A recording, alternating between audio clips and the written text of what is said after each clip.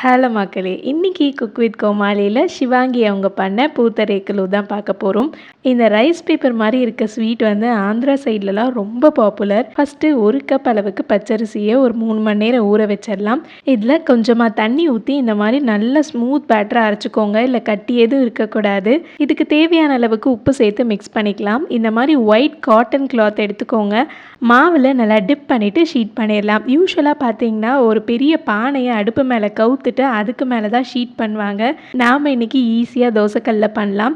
ஒரு டைமுமே நீங்கள் தேய்க்கும் போது டிப் பண்ணி எடுத்து தேய்ங்க. ஒரு நிமிஷத்துலேயே ஒரு சூப்பர் மெலிசான ஷீட் ரெடி ஆகிடும். அடுத்த ஸ்டஃபிங்க்கு முந்திரி, பாதாம், பிஸ்தா எல்லாத்தையும் அரைச்சிக்கலாம். இப்போது நம்மளோட அந்த ரைஸ் ஷீட்டில் நம்ம ஸ்டஃபிங் ஆட் பண்ணிக்கலாம். மேலே கொஞ்சமாக தேங்காய் அண்ட் நாட்டு சக்கரை சேர்த்துக்கிறேன். கொஞ்சம் நெய் விட்டு நல்லா ரோல் பண்ணிக்கோங்க. அவ்வளோதான், ஒரு அருமையான பூத்தரேக்குலு ரெடி ஆகிடுச்சு. கண்டிப்பாக இதை ட்ரை பண்ணிவிட்டு எப்படி இருக்குன்னு சொல்லுங்கள். பாய் பாய்.